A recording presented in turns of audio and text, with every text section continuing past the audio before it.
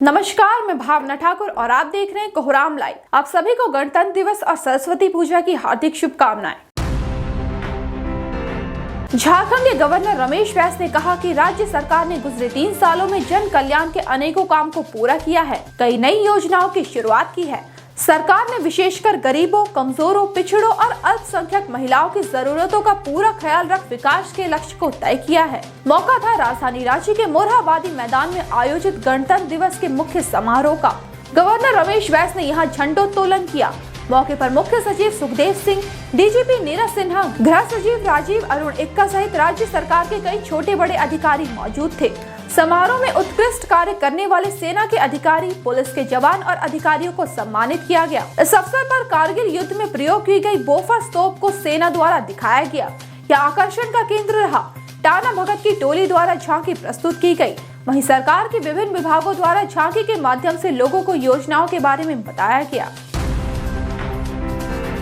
गणतंत्र दिवस समारोह में दिल्ली के कर्तव्य पथ पर बाबा नगरी और भगवान बिरसा मुंडा की झांकी सबसे अलग दिखी।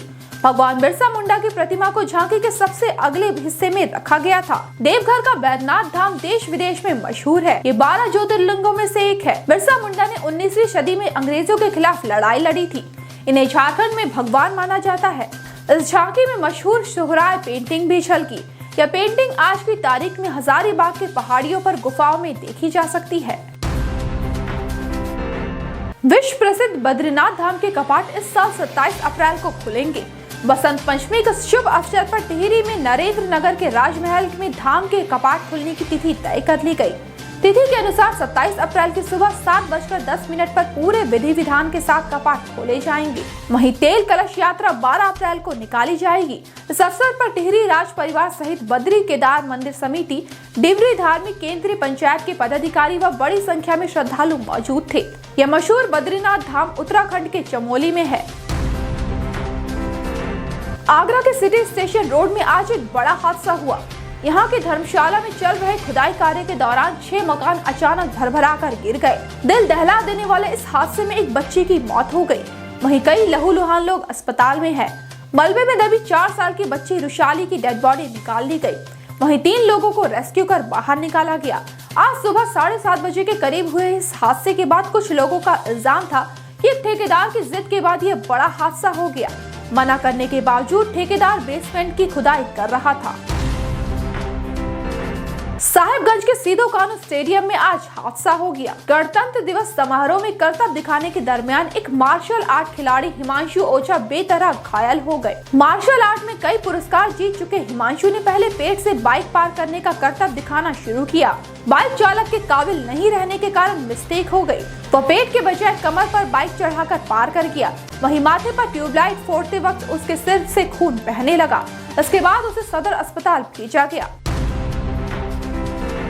राजधानी रांची के जेएससीए स्टेडियम में कल होने वाले मैच की पूरी तैयारी कर ली गई है। टीम इंडिया और न्यूजीलैंड के खिलाड़ी गुरुवार को प्रैक्टिस करने स्टेडियम पहुंचे। यहां खिलाड़ियों ने जमकर पसीना बहाया। प्रैक्टिस के दौरान सुरक्षा के पुख्ता इंतजाम किए गए थे।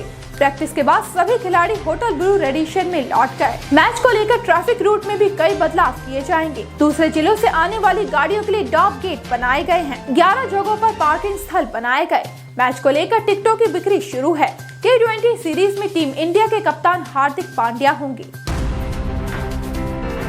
गणतंत्र दिवस के मौके पर देश में अपनी तरह की पहली इंट्रानेजल कोविड-19 वैक्सीन इनकोवैक लॉन्च हो गई है। केंद्रीय स्वास्थ्य मंत्री डॉक्टर मनसुख मंडाविया और विज्ञान और प्रौद्योगिकी मंत्री जितेंद्र सिंह ने इस वैक्सीन को लॉन्च किया।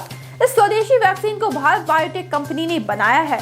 कंपनी के अध्यक्ष और MD डॉक्टर कृष्णा एला ने कहा कि इस वैक्सीन को पहुंचाना आसान है। इसके लिए किसी सीरिंज या सुई की जरूरत नहीं। सबसे महत्वपूर्ण यह है कि यह वैक्सीन 3 प्रतिरक्षा असर IgG, IgA और T सेल प्रतिक्रिया पैदा करती है। उन्होंने दावा किया कि दुनिया में कोई अन्य टीका 3 तरह की प्रतिक्रियाएं नहीं दे सकता है। यह वैक्सीन सरकार को 325 रुपए प्रति शॉट और निजी टीकाकरण केंद्रों के लिए 800 रुपए प्रति शॉट के हिसाब से बेची जाएंगी।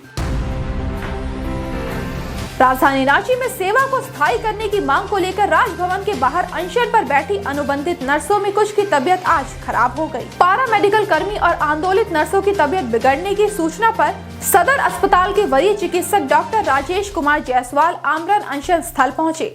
डॉक्टर जायसवाल ने जब बीमार नर्सों को अस्पताल ले जाने के लिए एम्बुलेंस बुलाया तो नर्सों ने इसका प्रतिरोध किया। नर्सें धरना स्थल पर ही इलाज करने के लिए कहने लगी। इस बात को लेकर दोनों में बकझक भी हो गई। बाद में ज्यादा बीमार एक नर्स को सदर अस्पताल में भर्ती कराया गया। ये लोग बीते 17 जनवरी से आंदोलित है।